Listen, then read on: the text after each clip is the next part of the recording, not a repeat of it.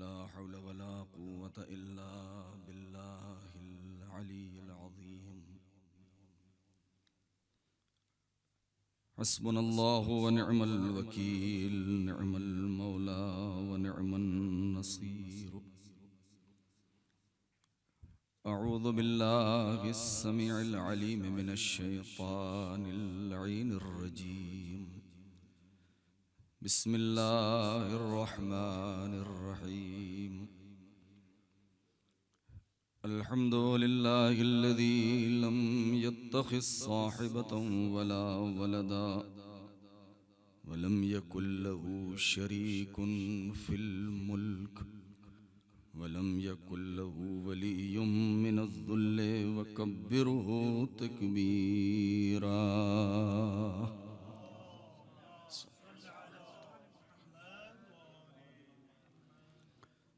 والصلاة والسلام والتحية والإكرام على النبي الأمي المكي المدني القرشي الهاشمي الأبتحي سيدنا ومولانا ومقتدانا وهادينا أبي القاسم محمد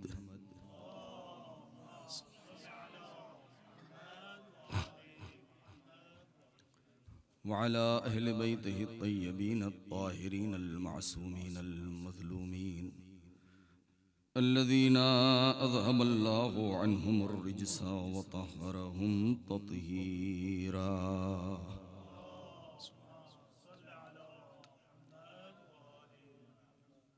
سلام على آل طه وياسين ولعنة الله على أعدائهم أجمعين من الآن إلى يوم الدين. أما بعد،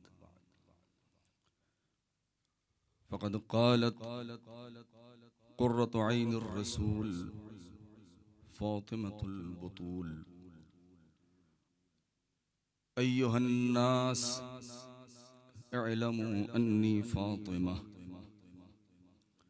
أقول عودا وأبي محمد صلى الله عليه وآله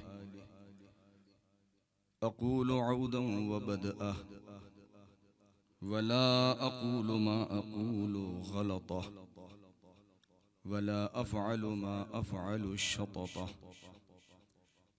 لقد جاءكم رسول من أنفسكم عزيز عليه ما عنتم حريص عليكم بالمؤمنين رؤوف رحيم. صلوات پڑھیں بر محمد و آل محمد.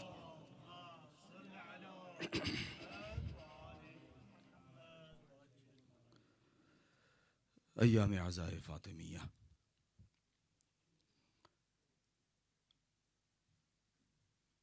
ایام بیان اور در کے معارف فاطمی،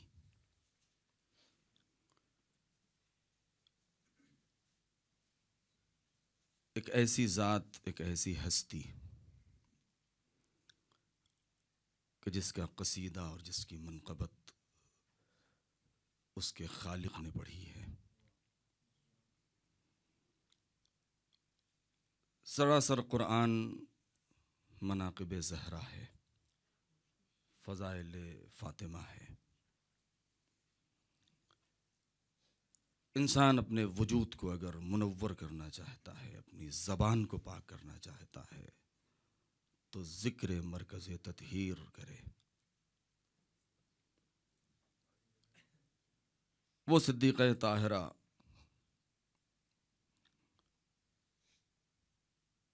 کہ جس کا نور جو مستور تھا حالہ انوار میں تھا، عرش الہی میں مشغول تسبیح و تحلیل تھا.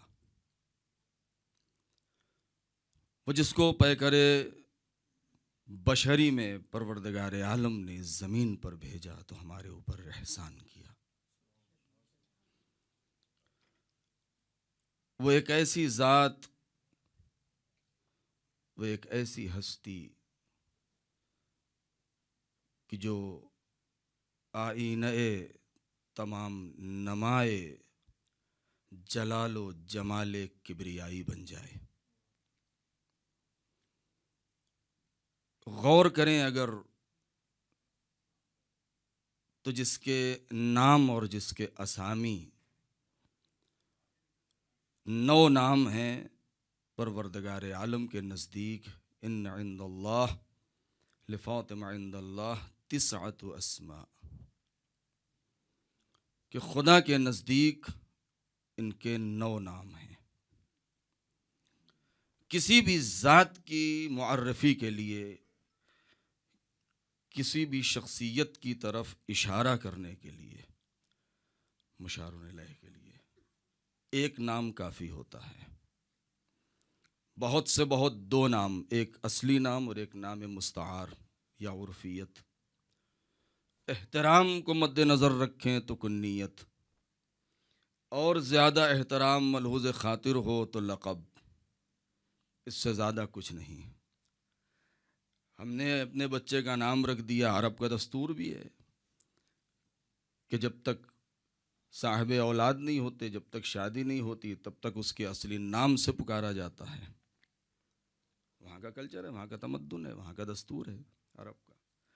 لیکن جہاں انسان صاحب اولاد ہوا تو اس کا احترام اتنا ہو جاتا ہے کہ پھر کنیت سے پکارا جاتا ہے۔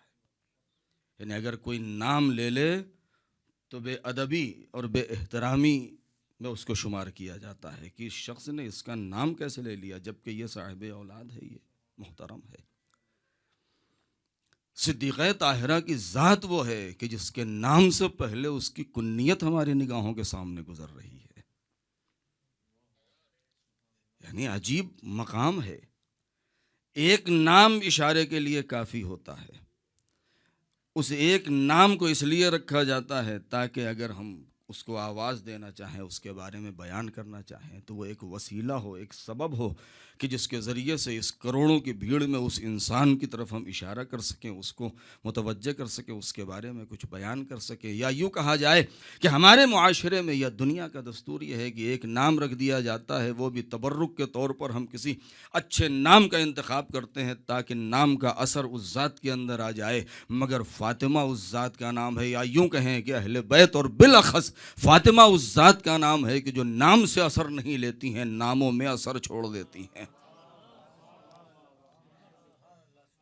اور ایسا ویسا اثر نہیں، ایسا اثر کہ قیامت تک اگر کوئی ان اسامی کو اپنی بیٹیوں کے سے منسوب کرتا رہے تو اس کی صفات اس کے اندر اثر انداز ہوتی رہے۔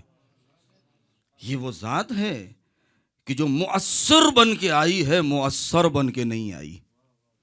صاحبان علم تشریف فرما ہے کہ جو اثر چھوڑتی ہے، اثر قبول نہیں کرتی ہے۔ یہ ماحول کو بدلنے آئی ہے، ماحول میں ڈھلنے کے لیے نہیں آئی ہے۔ یہ لوگوں کی تربیت کرنے کے لیے آئی ہے، خود پروردگار کی طرف سے تربیت شدہ آئی ہے۔ یہ لوگوں کو نام عطا کرنے کے لیے آئی ہے، پروردگار کی طرف سے نام لے کر کے آئی ہے۔ لوگوں کے اندر صفات حسنہ کو اجاگر کرنے آئی ہے، صفات حسنہ پروردگار کی طرف سے لے کے آئی ہے۔ لوگوں کو طاہر بنانے کے لیے آئی ہے، خود مطہرہ بن کے آئی ہے۔ لوگوں کو طہارت کا سبق سکھانے آئی ہے، خود مرکز تطہیر بن کے آئی ہے۔ لوگوں کو گناہوں سے پاک کرنے آئی ہے، خود صاحب عصمت کبریٰ بن کے آئی ہے۔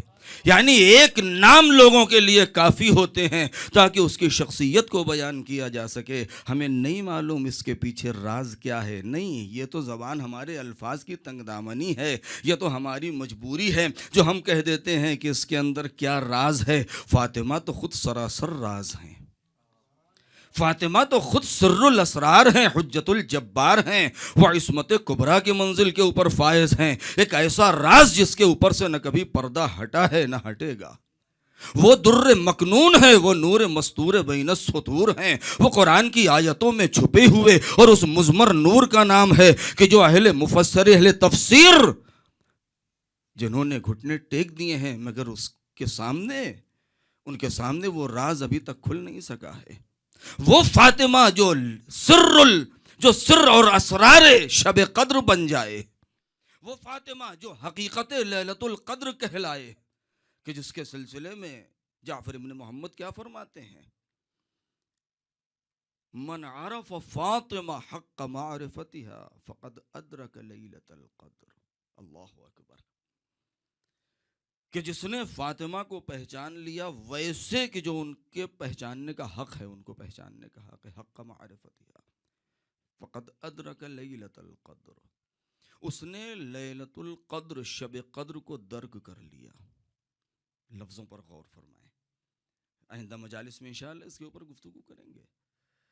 آپ صاحبان علم ہیں، میں جسارت کرتا ہوں آپ کے سامنے، آپ خود صاحب اہل منبر ہیں، اہل خطابت ہیں. فقط ادرک لیلۃ القدر، یہ ایک لفظ کی گزینش دیکھیے صادق آل محمد کی. فقط ادرک لیلۃ القدر. قرآن چیلنج کیا کر رہا ہے؟ وما ادراک ما لیلۃ القدر. یعنی وہی الفاظ کہ قرآن کیا چیلنج کر رہا ہے. البتہ خطاب خود پیغمبر اکرم کی ذات ہے، لیکن عمومیت کے اوپر ہے، یعنی ہر انسان اس میں مورد نظر ہے کہ انا انزلناہ فی لیلۃ القدر، ہم نے قرآن مجید کو شب قدر میں نازل کیا ہے. وما ادراک ما لیلۃ القدر، اور آپ کیا جانے یا تم کیا جانو کہ شب قدر کیا ہے.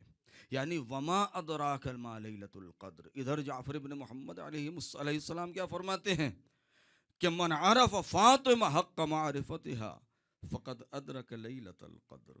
جس نے فاطمہ کو پہچان لیا اس طریقے سے جو پہچاننے کا حق ہے، گویا اس نے شب قدر کو درک کر لیا ہے. کہنے کا مقصد کیا ہے؟ سارے مقدمات کو آپ منطق پڑھیں ہیں کہ اگر صغرا کبرا کو حذف کریں تو نتیجہ نکل آتا ہے. نتیجہ اس کا کیا ہے؟ آپ غور فرمائیں کہ ادھر بھی وما ادراکہ، ادھر ادرکہ کا لفظ ہے. یعنی مطلب کیا ہے؟ معاذ اللہ ایسا نہیں ہے کہ ہمارے چھٹے امام اس چیلنج کا جواب دے رہے ہیں، نہیں، بلکہ صدیقہ طاہرہ کے اس مقام کو بیان کر رہے ہیں کہ قرآن کا چیلنج صبح قیامت تک ہے. کبھی کوئی اس کو سمجھ نہیں سکتا ہے کہ شب قدر ہے. اس کا مطلب یہ ہے کہ تم کبھی فاطمہ کو نہیں سمجھ سکتے ہو تو شب قدر کو بھی نہیں سمجھ سکتے. یعنی کبھی تم فاطمہ کو نہیں سمجھ سکتے.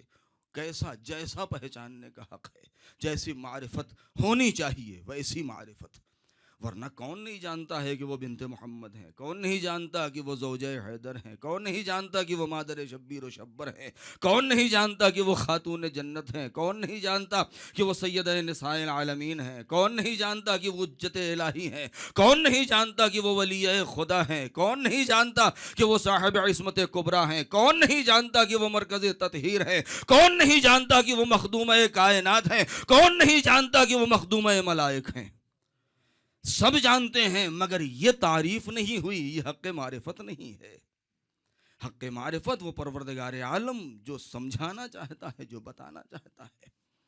عجیب اسرار اس کے اندر چھپے ہیں. میں مقدمے میں زیادہ نہ جاؤں کہ وہ فاطمہ، ایھا الناس اعلموا انی فاطمہ. اس عشرے کی آخری مجلس میں نے اسی فقرے سے اپنی مجلس کو میں نے متبرک کیا تھا. خطبہ ہے جناب صدیقہ طاہرہ کا،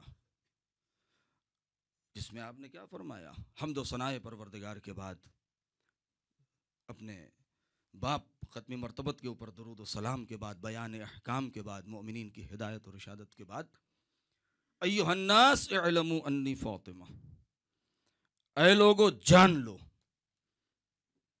آپ نے بھی بہت ادبیات کی کتابوں میں پڑھا ہے یا دیگر جگہوں پر کہ علماء لکھتے ہیں اعلموا، پہچان لو، جان لو، یعنی سمجھ لو، اس کو درک کرو، غور کرو. اعلموا انی فاطمہ، کہ میں فاطمہ ہوں. 9 نام ہیں مگر انتخاب جو کیا ہے صدیقہ طاہرہ نے وہ لفظ فاطمہ.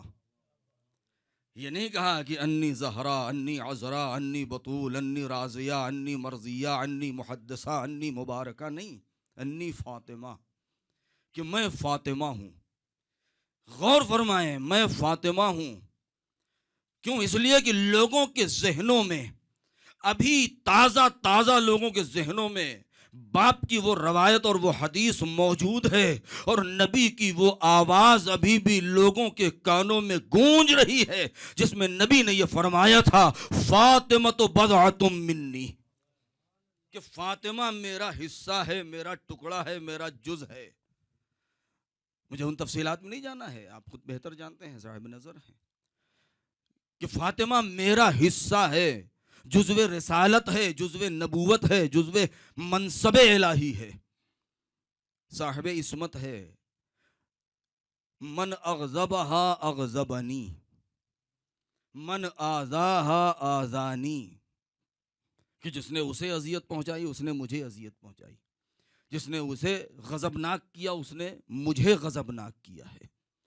اور دوسری ایک روایت میں ہے کہ جس نے مجھے غضبناک کیا، جس نے فاطمہ کو غضبناک کیا، مفصل روایت ہے کہ من احب فاطمہ ابنتی فلہ الجنہ یا ہوا فی الجنہ ومن ابغضہا فہوا فی النار، کہ جس نے میری بیٹی فاطمہ سے محبت کیا، اظہار الفت کیا، اس کے لیے جنت ہے، وہ جنت میں ہے، اور جس نے اسے غضبناک کیا وہ جہنم میں ہے۔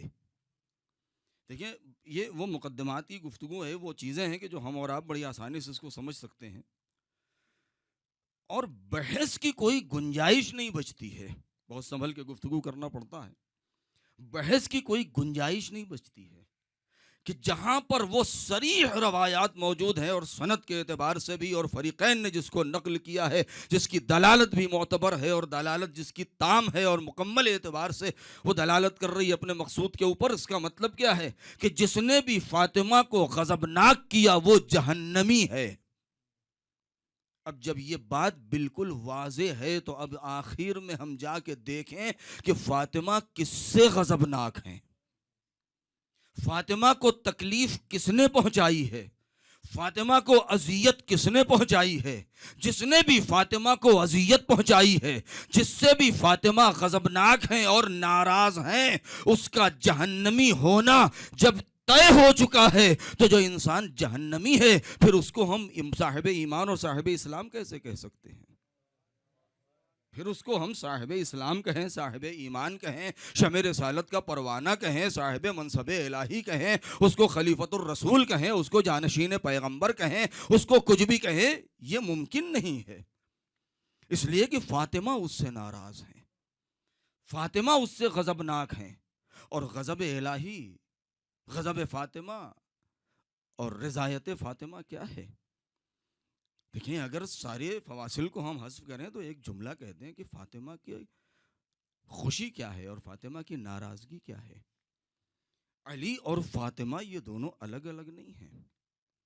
فاطمہ، اگر ہم ان اسامی کی شرح انشاءاللہ آئندہ بعض ان مقامات کو آپ کے سامنے ذکر کریں گے، جو مقامات بیان ہوئے ہیں 12 یا 14 مقامات جو خاص بیان کیے گئے ہیں، جن میں سے 11 بالکل خاص، کہ مقام عصمت ہے اور مقام شہادت ہے اور مقام شفاعت ہے اور مقام ولایت ہے اور مقام عصمت ہے اور مقام کرامت ہے، اور یہ سارے مقامات جو صدیقہ طاہرہ کے لیے ذکر ہوئے ہیں، کہ ہر ایک ایک مقام کے بارے میں مختلف انداز سے معصومین نے بیان کیا ہے کہ میری جد ماجدہ جس مقام کے اوپر فائز ہیں، یعنی مقام شفاعت میں جس مقام پر صدیقہ طاہرہ ہیں، اس مقام پر ائمہ میں سے دوسرا کوئی نہیں ہے۔ مقام عصمت، مقام شہادت، مقام شفاعت، مقام کرامت، مقام شہادت، سعادت، مقام ولایت، حتیٰ کہ خود مقام ولایت کے بارے میں کہ مقام ولایت میں جس مقام پر صدیقہ طاہرہ اور جدہ ائمہ فائز ہیں، اس مقام کے اوپر، اس مقام ولایت پر امام میں سے کوئی، ائمہ میں سے کوئی امام بھی فائز نہیں ہے۔ یعنی شرح کی ضرورت ہے، ایسے کہہ دینا نہیں، ورنہ بہت سارے سوالات اور شبہات ذہن میں آ جائیں گے کہ ان مقامات کے اوپر وہ فائز ہیں صدیقہ طاہرہ۔ لہذا ان مقامات کو اگر ہم سمجھیں تب جا کے ہم یہ کہہ سکتے ہیں کہ ہاں ہم نے ابھی نام پر، میں نے سال گزشتہ یا ابھی اس مجلس میں نے ایک جملہ کہا تھا کہ نام فاطمہ، ابھی علماء کہاں تک پہنچے ہیں، یہ جملہ آپ کے ذہنوں میں ہوگا، میں نے کئی مرتبہ دہرایا ہے اس کو، کہ ابھی تک علماء کہاں تک پہنچے ہیں۔ کتابوں کا مطالعہ کریں تب پتہ چلتا ہے کہ کوئی ہے کہ جو صاحب علم ہے کہ جس نے جب قلم اٹھایا تو اس نے لفظ فاطمہ کی تشریح کی، کسی نے لفظ زہرا کے اوپر قلم جنبانی کی ہے، کسی نے زہرا کو بیان کیا، کسی نے رازیہ، کسی نے مرضیہ، کسی نے عذرا، کسی نے بطول، کسی نے محدثہ، کسی نے کچھ۔ اس کا مطلب کیا ہے؟ یعنی ابھی تک دنیا نام فاطمہ پر ٹھہری ہے، ذات فاطمہ کو کیا سمجھے گی؟ صلوات پڑھیں بر محمد و آل محمد۔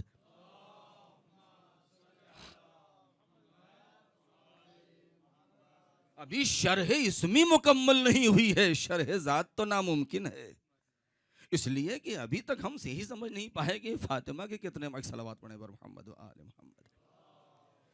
ابھی تک ہم یہی نہیں سمجھ پائے کہ لفظ نام فاطمہ کے اندر کون کون سے اسرار پوشیدہ ہیں. اس لیے کہ خود معصومین علیہ السلام سے جب دریافت کیا گیا تو آپ نے کیا فرمایا؟ کئی چیزیں بیان کی ہیں. لما سمیت فاطمہ فاطمہ، فاطمہ کو فاطمہ کیوں نام رکھا گیا؟ تو کیا کہا؟ لأنہا، خود پیغمبر اکرم سے بھی پوچھا گیا کہ آپ نے کیوں نام رکھا ہے، لماذا سمیت فاطمہ، یا خود چھٹے امام نے یا پانچویں امام یا دیگر ائمہ نے، تو آپ نے کہ لأنہا فطمت وشیعتها من النار، کہ خود فاطمہ اور ان کے شیعہ، ان کے چاہنے والے جہنم سے دور ہیں، جدا ہیں، منقطع ہیں. یہ ایک سبب. دوسرا کہا کیوں؟ لأنہا فطمت من العلم، علم سے جدا کر دیا ہے. پھر اس کی تشریح کی گئی کہ یہ لفظ فاطمہ یا یہ مادہ کیوں استعمال کیا. کہ اس لیے کہ ایک ماں جانتی ہے کہ میرا بیٹا، اس کے معدے میں کتنی گنجائش ہے، وہ کتنا دودھ پیتا ہے، اور جب وہ سیر و سیراب ہو جاتا ہے تو اسے اپنے سینے سے الگ کر دیتی ہے. یعنی پروردگار عالم نے اس جو محدقین فی عرش اللہ کی منزل میں جب یہ انوار تھے تو ان انوار کو اپنے نور سے سیر و سیراب کیا ہے. اور جب یہ دیکھا کہ فاطمہ ہمارے نور سے، میرے نور سے مکمل طریقے سے سیر ہو چکی ہے تو اس سے دور کر کے مخلوقات کی ہدایت کے لیے بھیج دیا ہے. دوسری چیز، تیسری چیز کیا ہے؟ لأن الخلق فتموا عن معرفتها. کیوں؟ اس لیے کہ کہتے ہیں کہ اس کے عاجز کے معنی ہیں، یعنی خلق فاطمہ کو پہچاننے اور معرفت سے عاجز کر دیے گئے ہیں. فتموا مجہول کا صیغہ ہے، عاجز کر دیے گئے ہیں. کیا مطلب ہے عاجز کر دیے گئے ہیں؟ اے میرے مالک، ہم تو سمجھنا چاہتے ہیں تو نے ہمیں خود ہی عاجز کر دیا ہے، ورنہ مجہول کا صیغہ حدیث میں کیوں موجود ہے؟ آپ جانتے ہیں کہ مجہول میں جو اس کے معنی ہے، مجھے تفصیل میں نہیں. لأن الخلق فتموا عن معرفتها، نہیں، یہاں پر مجبوری نہیں ہے، یعنی یہاں پر ظرفیت کو بیان کیا جا رہا ہے کہ ہم نے ہر ایک کو ایک خاص ظرف دے کر کے بھیجا ہے. ظرف فہم دیا ہے، ظرف ادراک دیا ہے، ہر ایک کو ایک نفس دیا ہے، ایک ضمیر دیا ہے، ایک ذہن دیا ہے، ایک عقل کی قوت دیا ہے، ایک جوہر درک دراکہ دیا ہے، ایک قوت دراکہ دیا ہے، قوت ادراکیہ دیا ہے کہ جس سے انسان اس چیز کو درک کرتا ہے اور سمجھنا چاہتا ہے. لیکن کبھی بھی اگر ظرف چھوٹا ہو اور مظروف بڑا ہو تو اس ظرف کے اندر اتنی گنجائش نہیں ہوتی کہ اس کو لے سکے. ہم نے سب کو پیدا کیا ہے، فاطمہ کو بھی پیدا کیا ہے، ہم نے کسی کو مجبور نہیں بنایا ہے. یہ تمہارے ظرف کی کمی ہے، وہ اس مظروف کی وسعت ہے. ایک صلوات پڑھیں بر محمد و آل محمد. یعنی ہمارا ظرف اتنا چھوٹا ہے اور وہ مظروف اتنا وسیع ہے کہ جو ہمارے ظرف میں نہیں آ سکتا ہے. لہذا فاطمہ لأن الخلق فتموا عن معرفتها، کہ خلق کو عاجز کر دیا گیا ہے اس کی، ان کی معرفت سے. چونکہ گفتگو محوریت فاطمہ پر ہے، لہذا میں دوسرے موضوع کو یہاں پر نہیں چھیڑنا چاہتا ہوں تاکہ ایک ہی موضوع کے اوپر گفتگو رہے. یہ ایک تو میں جو عرض کر رہا تھا وہ کیا، 9 نام ہیں خدا کے نزدیک. تو یہ 9 نام کیوں ہیں؟ جائیں تفصیلات میں. میں کبھی کبھی کہہ دیتا ہوں آپ مطالعہ کریں، نہیں، یہ جسارت ہے، آپ نے مطالعہ کیا ہے. 9 نام. ایک صلوات پڑھیں بر محمد و آل محمد. ذرا سا اگر آگے تشریف لے آئیں تو مہربانی ہوگی. ایک اور صلوات پڑھیں بر محمد و آل محمد.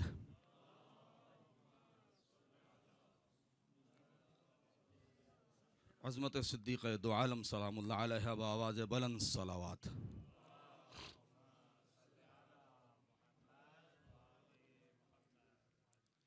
یہ 9 نام ہیں. اس دن میں نے ذکر کیا تھا، میں آج تھوڑا سا اس کے اوپر 1-2 لفظ کہ آخر کیا وجہ ہے کہ 1 نہیں، 2 نہیں، 3 نہیں. ابتدا میں نے جملہ کہا کہ صدیق طاہرہ کی ذات وہ ذات ہے کہ جو، بلکہ یہ جملہ پہلے کہہ دوں وہ حدیث قدسی ہم اور آپ ہمیشہ پڑھتے ہیں، ناد علی مظہر العجائب، دو طریقے سے ہے، مظہر العجائب و مظہر العجائب، یعنی جو عجائب کا مظہر بھی ہے یعنی ظرف کہ جہاں سے اظہار ہوتا ہے، اور مظہر ہیں کہ جو خود عجائب کو ظاہر کرنے والے ہیں، اس میں فاعل کا صیغہ ہے، آپ جانتے ہیں، یہ صاحبان علم ہے، میں جسارت کرتا ہوں، لہذا مظہر العجائب بھی ہیں کہ جو عجائب کا اظہار کرتے ہیں، ظاہر کرتے ہیں، اور مظہر العجائب ہیں کہ جن کی ذات ایسی ہے کہ جس سے عجائبات ظاہر ہوتے ہیں، جس سے عجائبات ظاہر ہوتے ہیں۔ تو علی کی ذات وہ ہے کہ جو مظہر العجائب ہے، یہ ایک 9 نام صدیقہ طاہرہ کے قدرت نے رکھے ہیں، کسی بشر نے نہیں رکھے، حتیٰ کہ اس میں خود ذات ختمی مرتبت بھی دخالت نہیں رکھتی ہے، کیوں؟ اس لیے کہ معصوم فرماتے ہیں کہ عند اللہ 9 اسماء، کہ خدا کے نزدیک 9 نام ہیں۔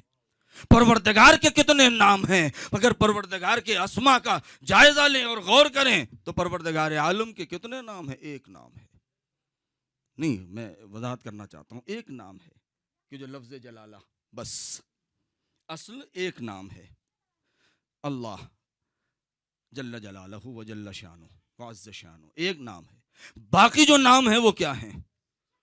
یہیں پر علماء صاحبان عرفان آ کے بیان کرتے ہیں کہ نہیں، یہ باقی ہم انکار نہیں کرتے ہیں کہ نام نہیں ہیں سب نام، لیکن وہ ایک نام ہیں اور یہ سب اس کے صفات ہیں، مگر یہ صفات بھی ایسی ہیں کہ جو اس کا نام ہے وہی اس کی صفت ہے، جو اس کی صفت ہے وہی اس کی ذات ہے، جو اس کی ذات ہے وہی اس کا نام ہے، جو اس کا نام ہے وہی اس کی ذات ہے، یعنی جو نام ہے وہی ذات ہے، جو ذات ہے وہی صفت ہے، جو صفت ہے وہی نام ہے۔ تو پھر کیا مطلب ہے؟ کہا چونکہ لفظ جلالہ کے اندر اتنی جلالت پائی جاتی ہے کہ انسان اس کو سمجھ نہیں سکتا ہے، اگر یہی ایک نام انسان کے سامنے رکھ دیا جاتا تو کائنات حیرت میں رہ جاتی، لہذا جب اس نام کی وضاحت کی گئی تو کہیں خالق کہا، کہیں مالک کہا، کہیں رازق کہا، کہیں قدوس کہا، کہیں حی کہا، کہیں قیوم بنا۔ کیوں؟ اس لیے کہ یہی جلالت جب ظاہر ہوئی اور جلالت خالقیت جب ظاہر ہوئی تو خالق کہلایا، جب جلالت مالکیت کا اظہار ہوا تو مالک کہلایا، جب جلالت قیومیت سامنے آئی تو قیوم بنا، جب جلالت حی آئی تو اس حی کہلایا۔ لہذا یہ اس نے اتنے نام جو اس کے ہیں یہ اس کے صفات ہیں، اور عین اسی وقت میں یہ سب اس کے نام بھی ہیں، یہ اس کے نام بھی ہیں، اور جو اس کے نام ہیں وہی اس کی ذات بھی ہے۔ ایسا نہیں ہے کہ اللہ کوئی اور ہے، اس کے اندر صفت آ گئی تب وہ خالق بنا، نہیں، جب سے وہ اللہ ہے تب سے وہ خالق بھی ہے، تب سے وہ مالک بھی ہے، تب سے وہ رازق بھی ہے۔ تو اگر تبھی سے رازق ہے تو کوئی مرزوق تھا تب تو اس میں فاعل رازق بنا، اگر کوئی مخلوق تھی تب تو وہ خالق بنا۔ بہت بہت توجہ، اگر کسی کے اندر قوام تھا تبھی تو اس کے اندر قیومیت کی صفت آئی، تو اس کا مطلب یہ ہے کہ جب سے اللہ ہے تب سے وہ قیوم ہے۔ بہت توجہ، یعنی کیا مطلب؟ ایک نام ہے مگر اس نام کی جلالت کے اظہار کے لیے اس نے اتنے نام اپنے بیان کر دیے ہیں۔ اگر فاطمہ کو سمجھنا ہے تو فاطمہ کے 9 نام رکھ دیے ہیں، ایک نام فاطمہ رکھا ہے۔ اگر سمجھنا ہے کہ فاطمہ کی جلالت کہاں، تو اگر فاطمہ کی جلالت اس کے رب سے ارتباط میں دیکھنا ہے تو یہ دیکھو، کہیں اس کا رب راضی ہوا تو مرضیہ بن گئی، کہیں وہ راضی ہوئی تو راضیہ بن گئی۔ صلوات پڑھیں بر محمد و آل محمد۔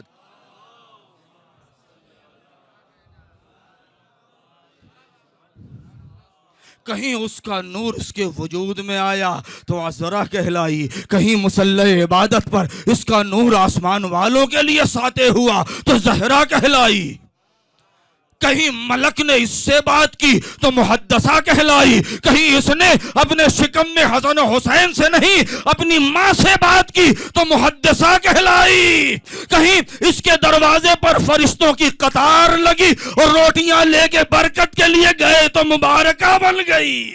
صلوات پڑھیں بر محمد و آل محمد۔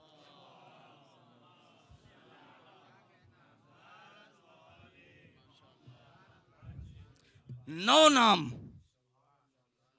کیوں 9 نام؟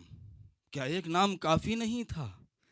ایک نام تو نے دیا تھا اپنے حبیب کو، نہیں دو نام، دو نام حبیب کے بھی، کیسے؟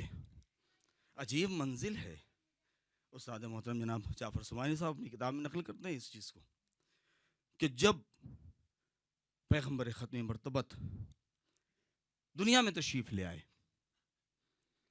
اور باپ کا سایہ تو پہلے ہی سر سے اٹھ چکا تھا، یتیم پیدا ہوئے، تو جیسے ہی یہ نور ساطع ہوا اور جناب آمنہ کی گود آباد ہوئی اور نور نظر کے اوپر پہلی نظر پڑی تو فوراً جو منہ سے جو لفظ نکلا وہ احمد، پہلا جو لفظ نکلا وہ احمد۔ یہ ماں نے احمد کہا۔ انصاف سے بتائیں، کیا وہ صاحب عصمت تھیں، صاحب رسالت تھیں، صاحب ولایت تھیں، صاحب صحیفہ تھیں؟ نہیں تھیں۔ تو پھر ان کے زبان پر یہ نام آیا کیسے؟ ان کی زبان پر جو نام آیا وہ احمد۔ جناب عبد المطلب نے جب اپنے نور نظر کے لخت جگر کو اپنی آغوش میں لیا تو آپ نے فرمایا محمد، صلوات پڑھیں پر محمد۔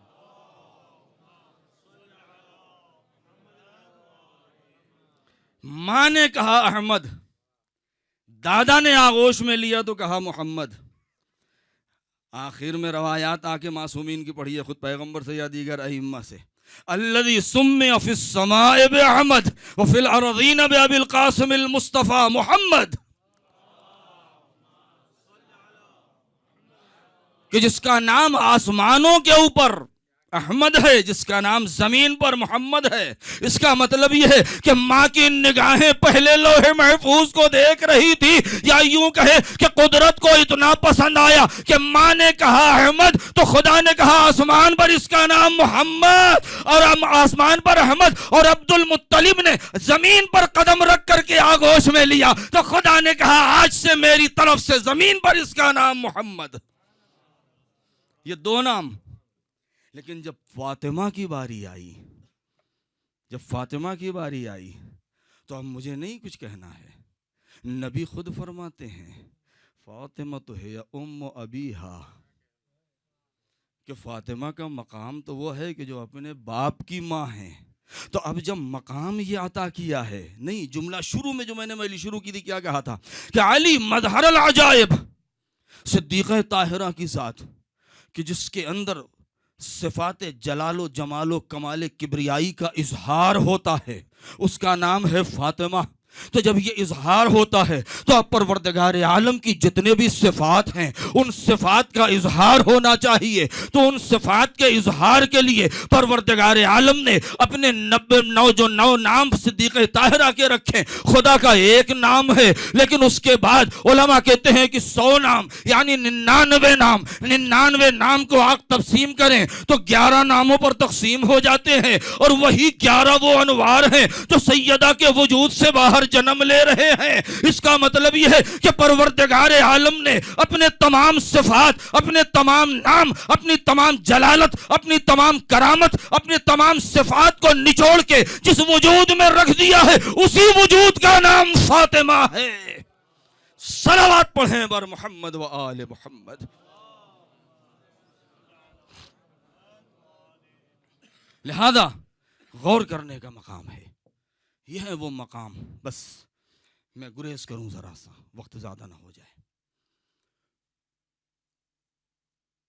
ایھا الناس انی فاطمہ، اے لوگوں پہچان لو، اعلموا پہچان لو میں فاطمہ ہوں، یعنی اپنا نام، اس لیے کہ لوگوں کے ذہنوں میں ہے کہ نبی بار بار کہتے تھے فاطمہ شجنۃ منی، فاطمہ بضعۃ منی،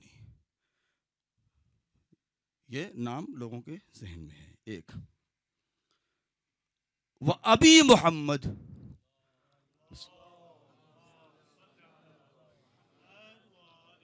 اور میرے باپ محمد ہیں۔ خطبے میں آپ نے یہ فرمایا، اس دن میں نے اشارہ کیا تھا اور اس کو نہیں بیان کروں گا، کہ جس میں علماء نے بیان کیا کیوں ایسا ہوا ہے۔ تو کہا کہ اس لیے آپ نے اپنا نام بھی لیا، اپنے باپ کا نام بھی لیا ہے تاکہ بعد میں کوئی یہ نہ کہہ دے کہ ہم تو دیکھ نہیں رہتے، پردہ لگا ہوا تھا، لہذا وہ فاطمہ نہیں تھی، کوئی اور فاطمہ تھی، کوئی اور بول رہا تھا، لہذا اپنا نام لیا فاطمہ، وہ فاطمہ نہیں تھی، کوئی اور فاطمہ تھی، اس لیے کہا کہ میرے باپ فلاں ہیں۔ اقول عودا و بدأ، میں جو کچھ بھی کہتی ہوں میرا ابتدا کلام کا اور انتہا ایک ہے، یعنی جو میں نے پہلے دن جو بات کہہ دی ہے آخری دن جو بات کہوں گی وہ ایک ہے۔ ایسا نہیں ہے کہ آج مصلحت بدل گئی تو میں نے بات کو بدل دیا، نہیں، میں نبی کی بیٹی ہوں، میں توحید پرست ہوں، میرے منہ میں ایک زبان ہے جس سے میں نے ولایت اور توحید کا اقرار کیا ہے، وہ آخر تک اس کے اوپر ثابت قدم ہوں، آخر تک اس کے اوپر ثابت قدم ہوں۔ انجام اور ابتدا ایک ہے، اقول عودا، اور اس میں نزاکت و ظرافت دیکھیے کہ یہ نہیں کہا اقول بدءا و عودا، نہیں، برعکس اقول عودا و بدء، انجام اور ابتدا ایک ہے۔ یہ سب ظرافتیں ہیں جو علماء نے اس کی طرف اشارہ کیا ہے کہ کیوں ایسا کہا ہے۔ ولا اقول ما اقول به غلطا، ما اقول غلطا، اور میں جو کچھ بھی کہتی ہوں، کہتی آئی ہوں، کہتی رہوں گی، اس میں کچھ بھی غلط نہیں ہوگا۔ ولا افعل ما افعل شططا، اور جو کچھ بھی میں نے کیا ہے یا کر رہی ہوں یا آئندہ اقدام کروں گی، اس میں کہیں تشتت نہیں ہے، شکوک و شبہات نہیں ہے، کہیں کوئی گڑبڑی نہیں ہے، کہیں کوئی اشتباہ اور غلط نہیں ہے، انحراف نہیں ہے۔ یعنی میرا قول وہی ہے، ایک ہے، میرا فعل بھی ایک ہے۔ اگر کل غدیر میں نے علی کے ہاتھ پر بیعت کی تھی تو آج بھی علی کی ولایت پر قائم ہوں، اور قیامت تک تا دم آخر علی کی ولایت کی حفاظت کرتی رہوں گی۔ یہ ایک۔ اس کے بعد کیا ہے؟ لقد جاءکم رسول من انفسکم، پھر اس آیت کی طرف اس سے استخراج کرتے ہوئے کہ تمہارے پاس رسول آئے تمہارے ہی میں سے، اسی جنس سے، تمہاری اسی ملت سے، تمہاری ہی۔ عزیز علیہ ما عنتم، یہ ایک لفظ، عزیز کتنا سخت تھا ان کے اوپر کہ جو تم نے ان کو اذیت پہنچائی ہے، یعنی اس بات کی طرف اشارہ کیا ہے کہ تم نے ان کو اذیت پہنچائی جو ان کے اوپر اتنا سخت تھا، کتنی سختیاں گزری ہیں ان کے اوپر۔ حریص علیکم بالمؤمنین رؤوف الرحیم، جبکہ وہ حریص تھے اس بات کے، شوق کو ذوق کے ساتھ وہ چاہتے تھے کہ اس ملت کو، تم کو اس منزل تک پہنچا دے جہاں رأفت ہی رحمت ہو، جہاں رحمت ہی رحمت ہو، کہ وہ رحمت بن کے آئے، مگر تم نے ان کا کیا صلہ دیا؟ یہ کیوں آپ نے یہ اشارہ کیا ہے؟ اب میں آئندہ کی مجالس میں اس کی طرف بعض گوشے ہیں جس میں آپ کی خدمت میں عرض کروں گا اپنے چھوٹے بھائیوں کے، کہ صدیقہ طاہرہ نے اس انداز سے، اس دن میں نے یہ جملہ بھی کہا، میں اس کو دہرا دوں، کہ کیوں نہیں کہا آپ نے ایھا المؤمنون، کیوں نہیں ایھا المسلمون؟ کیوں؟ اس لیے کہ مسجد نبی تھی جہاں صدیقہ طاہرہ آئی تھی، سب کے سب تو مسلمان تھے، سب کے سب تو اپنے کو مومن کہلانے والے تھے، لیکن نہیں کہا صدیقہ نے، جبکہ کہہ سکتی تھی، کوئی ایک بھی غیر نہیں تھا، سب وہ تھے جو صاحب ایمان تھے، سب وہ تھے جو صاحب اسلام تھے، سب وہ تھے جو قاریان قرآن تھے، وہ سب تھے جو حاجی بن چکے تھے، جو عمرہ کر چکے تھے، جو نبی کے ساتھ بیٹھ چکے تھے، جو سب کے سب غزوات اور سرایا میں شرکت کر چکے تھے، وہ سب وہ تھے جو چوکھٹ پر نبی کی آیا جایا کرتے تھے، وہ سب تھے کہ جو فاطمہ زہرا کے دہلیز پر آیا کرتے تھے، ان میں اصحاب صفہ بھی تھے، اس میں اصحاب بدر و حنین بھی تھے، اس میں اصحاب غدیر بھی تھے، اس میں وہ سارے اصحاب موجود تھے۔ یہ سارے اصحاب وہ ہیں کہ جو گزینش شدہ تھے، کہ جن کو انتخاب کیا گیا تھا، جن میں سابقون السابقون بھی تھے، یہ سارے جب اس کے اندر موجود تھے تو اس کے بعد بھی صدیقہ طاہرہ نے ایھا الناس کیوں کہا ہے؟ اس کا مطلب یہ ہے کہ وہ دل کے اندر جو صدیقہ طاہرہ کے جو بات چھپی ہوئی تھی اور اس حقیقت کا اظہار کر رہی تھی کہ اگر تم علی کے اس راستے پر اور غدیر پر قائم رہتے تو تم اس لائق تھے، تمہیں مسلمان بھی کہا جا سکتا تھا، تمہیں مومن بھی کہا جا سکتا تھا، لیکن تم نے غدیر کو چھوڑ دیا، نہ تم مسلمان کہلانے کے لائق ہو نہ مومن کہلانے کے لائق ہو۔ صلوات پڑھیں بر محمد و آل محمد۔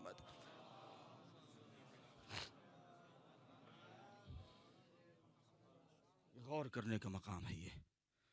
بس میں اپنی بات کو سمیٹ دوں کہ صدیقہ طاہرہ نے جس ان کا جو مقام بیان کیا گیا ہے، فاطمہ بضعۃ منی من آذاها آذانی من اغضبها اغضبنی. ایک بہت ظریف سا نقطہ اس کے اندر پایا جاتا ہے. وہ روایات آپ نے سنی ہے کہ جو گڑھ کے زبردستی میں، البتہ اس کی تعویل کی گئی ہے، تفسیر بھی ہے، تعویل بھی ہے، اور حق بجانب ہے، کوئی غلط بھی نہیں ہے، کہ جس میں یہ کہا گیا کہ اس رخ کو موڑنے کی کوشش کی گئی کہ نہیں، چونکہ دیکھیے ہوتا ہے نا، جب انسان کے پاس اپنے دفاع کے لیے کچھ نہیں بچتا، جب اپنے لیے دفاع کے لیے کوئی چیز نہیں بچتی، تو آخر میں یہ ہوتا ہے کہ اس کو کسی دوسرے کی گردن پر ڈال دیا جائے. لہذا کہ حقیقت ہے یہی، لہذا نبی نے اس لیے فرمایا تھا چونکہ صدیقہ طاہرہ کو وہ خبر سن کے اذیت ہوئی تھی. گویا کہ معاذ اللہ، البتہ معاذ اللہ یہاں پر کہنا ضروری نہیں ہے، کیونکہ علماء نے تعویل کی ہے کہ وہ حق تھا امیر المومنین کا، اگر ایسا ہوتا بھی تو، اگرچہ ایسا نہیں تھا کہ وہ ابو سفیان کی بیٹی یا ابو جہل کی بیٹی سے جو ہے عقد کرنا چاہ رہے تھے اور اس کی خبر ملی. یہ ایک زبردستی کی جو اس طریقے کی جو تعویلات ہیں. کیوں؟ اس لیے کہ دنیا جانتی ہے، مؤرخین جانتے ہیں اس چیز کو کہ فاطمہ کو اذیت کس نے پہنچایا، فاطمہ کس سے غضبناک تھیں، کس سے ناراض تھیں. یہ ایک منزل. ناراضگی کی حد انتہا کیا ہے؟ اگر میرا خود، میں اپنی بات کروں، یہ جھگڑا ہو جائے، کسی سے بحث ہو جائے، مشاجرہ لفظی ہو جائے، مار پیٹ ہو جائے، کچھ بھی ہو جائے، اگرچہ نہیں ہونا چاہیے، اور اس کے بعد ہم حد سے زیادہ ناراض ہو جائیں، تو انتہا کیا ہوتی ہے؟ اگر حدود شرعی کا ہم خیال رکھیں کہ اس کو اذیت نہ پہنچائیں اور اس کی جان لینے کو نہ کہیں، تو آخر میں یہ کہیں گے ہم اتنا ناراض ہیں اس سے کہ موت و حیات الگ ہے، یعنی یہ میری میت میں نہ آنے پائے. یعنی اس کا مطلب یہ ہے کہ ناراضگی کی انتہا ہے. اب اگر صدیقہ طاہرہ یہ کہہ رہی ہیں کہ ان لوگوں کو میری میت پہ نہ آنے دینا، تو اس کا مطلب یہ ہے کہ اتنا زیادہ ناراض تھیں کہ جس کے اندر اب بخشش اور راضی ہونے کی کوئی گنجائش نہیں باقی تھی، کہ اب راضی ہو جانے کی کوئی گنجائش باقی نہیں رہ گئی تھی.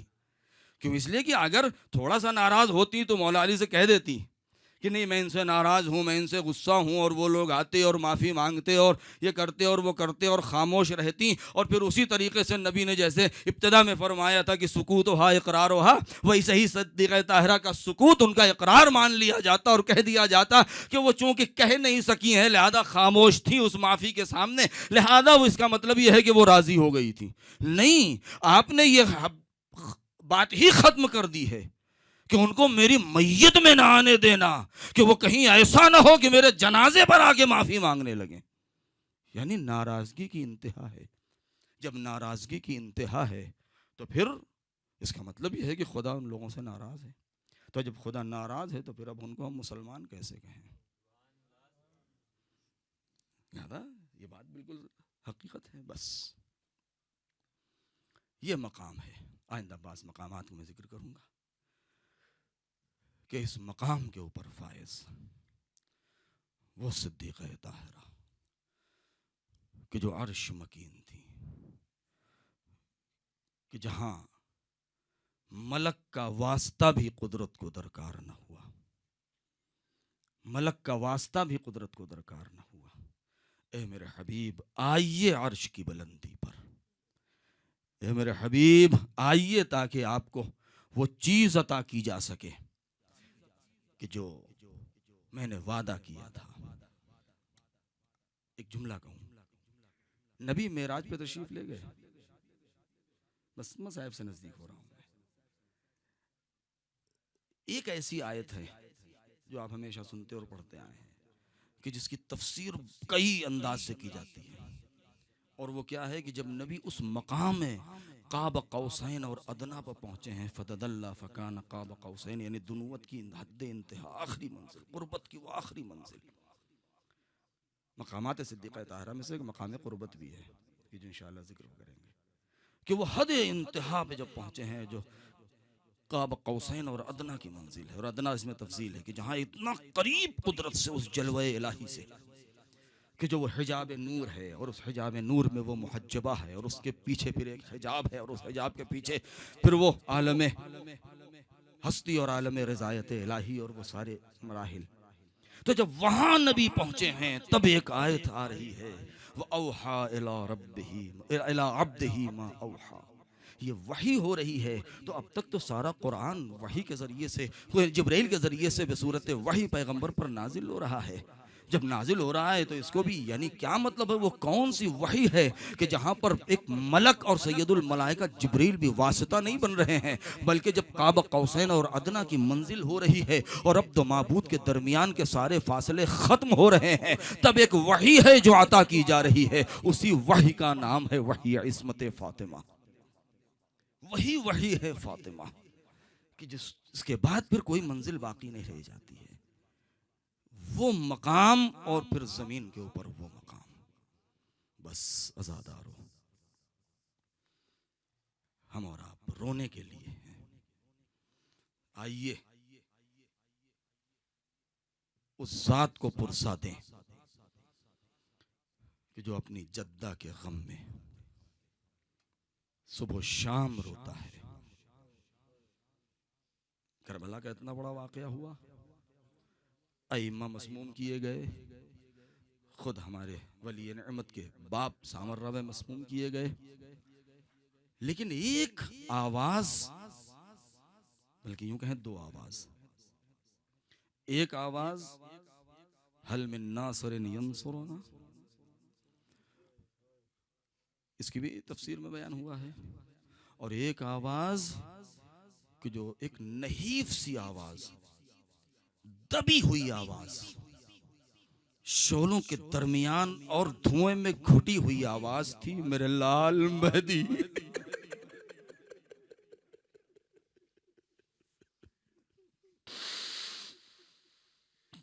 میرے لال مہدی۔ نہیں معلوم کہ اس صدیقۃ الشہیدہ نے در و دیوار کے درمیان اپنے لال مہدی کو کیوں پکارا تھا۔ تو جب پکارا تھا تو بہرحال اگر وہ منتقم خون حسین ہے تو منتقم خون فاطمہ بھی ہے، اور ہو سکتا ہے کہ وہ خود حجاب غیب میں، پردہ غیب میں وہ خود دعا کر رہے ہوں، میرے مالک، اور عجب نہیں لبیک کہا ہو، لبیک یا جدہ۔ میں نے ایک جملہ کسی مجلس میں کہا تھا، یاد ہے مجھے، میں کہہ دوں کہ بہت سے لوگ بیان کرتے ہیں، روایات بھی ہیں، جھٹلائی بھی گئی ہیں بہت ساری روایات میں، کہ کوئی یہ نہیں کہہ سکتا، غلط ہے اگر کوئی کہے کہ زمان معین کر دے کہ کب ظہور ہوگا، یا مکان معین کر دے کہ امام کہاں ہیں۔ یہ کسی کو حق نہیں ہے کہ معین کر سکے، لیکن بڑی جرأت سے ہم کہہ سکتے ہیں، میرے مولا ہمیں معلوم ہے کہ آج کل آپ کہاں ہیں۔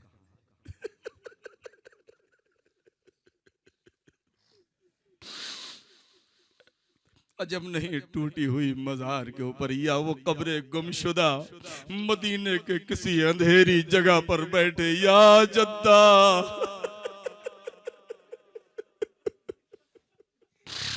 یا جدہ اجرکم علی اللہ۔ یقیناً اس میں شک بھی نہیں کر سکتے، ایسا ہے۔ کیسا ظلم ہوا ہے، کیسا ستم ڈھایا گیا ہے کہ جس بیٹی کے لیے پیغمبر سید المرسلین مجسمہ رحمت اٹھ کے کھڑے ہو جاتے ہوں۔ ضعیفہ نہیں تھی، 18 سال، احترام کب سے کر رہے ہیں؟ بچپنے سے۔ ابھی کوئی باپ اپنی بیٹی کے لیے ہمارے معاشرے میں اگر اٹھ کے کھڑا ہو جائے، وہ 5 سال 9 سال 10 سال 12 سال کی بیٹی اگر آئے اور ہم اٹھ کے کھڑے ہو جائیں اور منصب رکھتے ہوئے، تو لوگ مسکرائیں گے، ہنسیں گے کہ ان کو دیکھیں یہ کتنا زیادہ احترام۔ حب پدری نہیں، حب پدری نہیں ہے۔ فاطمہ پیغمبر اس ظلم کی انتہا کو بیان کرنا چاہ رہے تھے کہ آج دیکھو جس کے لیے پورا وجود پیغمبر اٹھ کے کھڑا ہو جا رہا ہے، اسی کے دروازے کے اوپر یہ شریروں کی بھیڑ لگے گی، اسی کے دروازے پر یہ ظلم ہوگا۔ جس کے ہاتھوں اور کلائیوں اور بازوں کو رسول چوم رہے ہیں وہی ورم زدہ ہو جائے گے۔ جس رخسار پر نبی اپنے لبھائے مبارک رکھ رہے ہیں، 95 دن صدیقہ ایک رخسار علی سے چھپا کے گھر میں چل رہی ہوں گی، اے علی کی نظر کہیں میرے گالوں پر رخساروں پر پڑ نہ جائے۔ عجیب عجیب فقرے ہیں تاریخ کے، آپ خود مطالعہ ہے، جانتے ہیں۔ معصبۃ الرأس، کیا وجہ تھی؟ صدیقہ نے کبھی اپنے پیشانی اور سر پر رومال نہیں باندھا، مگر اس واقعے کے بعد سے دم شہادت کبھی اپنے سر کے اس رومال کو کھولا نہیں ہے۔ مجھے نہیں معلوم، اے میرے مولا معاف کیجئے گا، میں نے کچھ نہیں پڑھا، کچھ نہیں دیکھا، صرف یہی جملہ پڑھا ہے کہ کانت معصبۃ الرأس، اپنا سر باندھے رہا کرتی تھی، یا درد کی وجہ سے تھا یا علی سے کوئی زخم چھپا رہی تھی۔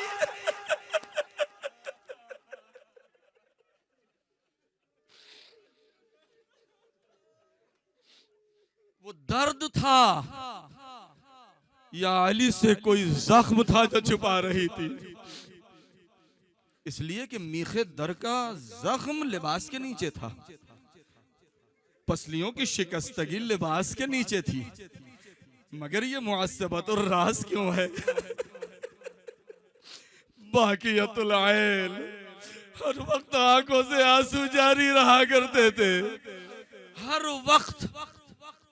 آپ نے مجلسوں میں سنا ہے، کتابوں میں پڑھا ہے، بکاؤن کی جو 4 یا 6 جو بیان کیے گئے ہیں کہ یہ سب سے زیادہ رونے والے تھے، کہ یہاں تک کہ نوحہ کرنے میں جناب نوح کا نام ہی نوح پڑ گیا، جناب یعقوب، یہ سب بکاؤن جن کا شمار کیا گیا ہے۔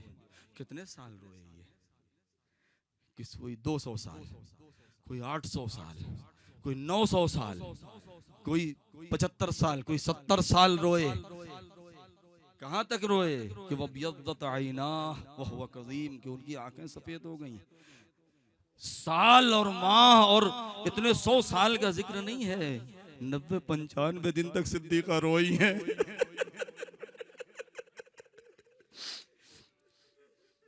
صرف 95-75 دن یا 95 دن تک صدیقہ روئی ہیں، اور اتنا روئی کہ نوح کا گریہ ان کے سامنے کم پڑ گیا کہ بکاؤن میں شمار ہونے لگا کہ بی بی آپ کتنا روئی ہمیں نہیں معلوم، اتنا روئی۔ وہ 18 سال کی ایک جوان، کڑیل جوان، کیا باپ کے غم میں رو رہی تھی؟ نہیں، ہر بیٹی اپنے باپ کے غم میں روتی ہے، ہم بھی اپنی ماں کے غم میں روئے۔ خدا سب کی ماؤں کو سلامت رکھے، جن کی ماں گزر جاتی ہیں وہ روتے ہیں، باپ گزر جاتا ہے وہ روتے ہیں، لیکن نہیں، یہ رونا، یہ گریہ باپ کے غم کا گریہ نہیں تھا، اس لیے کہ باپ کے غم کا گریہ الگ سے بیان ہوا ہے، معصوم نے بیان کیا ہے، علی نے بیان کیا ہے کہ فَأَخَذَتْ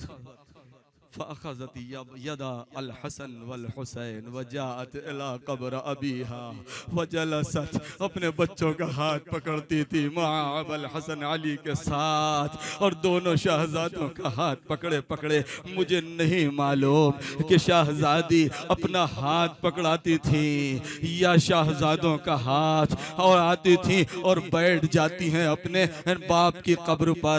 فقبضت، اخذت قبضتم من قبر بن تراب قبر ابیہا، ایک مٹھی خاک اٹھاتی ہیں اور اس کو سونگتی ہیں، وہ اس کے بعد کیا کرتی ہیں؟ سونگتی ہیں۔ وَوَضَعَتْ عَلَىٰ عَيْنَيْهَا وَرَأْسِهَا، اس کو اپنے آنکھوں میں لگاتی ہیں، اپنے سر پر رکھتی ہیں۔ وَأَنْشَدَتْ صُبَّتْ عَلَيَّ مَصَائِبُ اللَّهِ وَاللَّهِ، ہائے یہ عجیب گریہ ہے، یہ عجیب مرثیہ ہے، یہ عجیب نشید ہے، کہاں پڑ رہی ہے؟ باپ کی قبر پر ایک مٹھی خاک اٹھا کے اپنے سر پر۔ اے بابا، آپ کے بعد اتنی مصیبت پڑی، اگر دن پر پڑتی تو رات کے اندھیرے میں بدل جاتے۔ صبت علی مصائب لو انہا صبت علی الایام سرن لیالیا، عجیب مصیبت کا وقت ہے۔ معصبت الرأس، باقیت العین، ناحلت الجسم۔ اے عزادارو، یہاں تک تشریح کی گئی ہے. میں آج ہی مطالعہ کر رہا تھا کہ یہاں تک تو علماء نے تشریح کر دی ہے کہ ناحلۃ الجسم یعنی کھانا پینا چھوٹ گیا، اور اس کے بعد ہر وقت رو رہی ہیں یا ابتا و محمدا و مظلومہ، روتی رہی ہیں، اور حسنین بھی ساتھ میں رو رہے ہیں کہ ناحلۃ الجسم، جسم بالکل کمزور ہو گیا، فصارت کالخیال، ایک سائے کی طرح ہو کے رہ گئی ہیں، نحیف و ناتواں. لیکن ایک جملہ ایسا بیان ہوا ہے روایت میں جس کی شرح نہیں ہو پائی، اور وہ کیا ہے؟ منحدد الرکن، ہائے جس کے ارکان منہدم ہو گئے ہو. آج میں اس کی تشریح پڑھ رہا تھا، علماء نے لکھا ہے کہ رکن کہتے ہیں کہ جہاں جو کسی بھی عمارت کو جو اصلی ستون ہوتا ہے، انسان کا اصلی ستون اس کی پسلیاں اور اس کی ریڑھ کی ہڈیاں ہوتی ہے. ہائے سیدہ کے اوپر ارے کتنا فشار پڑا کہ سیدہ ارے قدے قامت کھڑی نہیں ہو سکتی، دیوار پر ہاتھ رکھ کے چلنا کیوں؟ اس لیے ارکان زہرا منہدم ہو گئے. یہی تو وجہ تھی جو ایک مرتبہ گھبرا کے کہا تھا یا فضہ خذینی، اے فضہ جلدی دوڑو، ارے میرا محسن مارا گیا. ہائے منحدت الروح، علی نے کیسے برداشت کیا ہوگا؟ یہی تو وجہ تھی کہ غسل دیتے دیتے فاتح خیبر کے چیخ نکل گئے.